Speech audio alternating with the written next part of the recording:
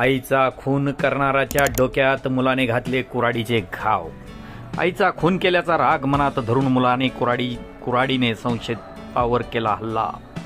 पैठण तालुक्यातील वडवाळी येथे आईचा खून बदला घेण्यासाठी मुलाने एकाच्या डोक्यात कुऱ्हाडीने 3 घाव घालून जखमी केले। महादू विनायक मैंदड वय 40 वर्ष राहणार वडवाळी तालुका पैठण असे जखमीचे नाव असून त्याच्यावर छत्रपती संभाजीनगर येथील शासकीय रुग्णालयात उपचार सुरू आहेत। पैठण तालुक्यातील वडवाळी येथील महादेव विनायक मैंदड याने त्याच्या घरासमोर रस्त्यावर लाकडी टाकून रस्ता अडविल्याने परमेश्वर कोरडे व महादेव मैंदड यांच्यात वाद झाला। महादेव मैंदड याने 20 डिसेंबर 2021 रोजी परमेश्वर कोरडे यांच्या आईचा खून केला होता।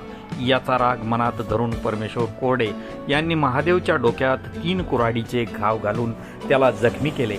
त्यानंतर जखमी महादेव मैंदड याला छत्रपती संभाजीनगर येथील शासकीय रुग्णालयात म्हणजेच घाटी येथे उपचारासाठी दाखल करण्यात आले। घटनेची माहिती मिळताच पैठण उपविभागीय पोलीस अधिकारी डॉक्टर सिद्धेश्वर भोरे यांच्या मार्गदर्शनाखाली पैठण पोलीस ठाण्याचे पोलीस निरीक्षक संजय देशमुख सह पोलीस निरीक्षक सिद्धेश्वर गोरे यांनी ताबडतोब घटनास्थळी धाव घेऊन पंचनामा केला।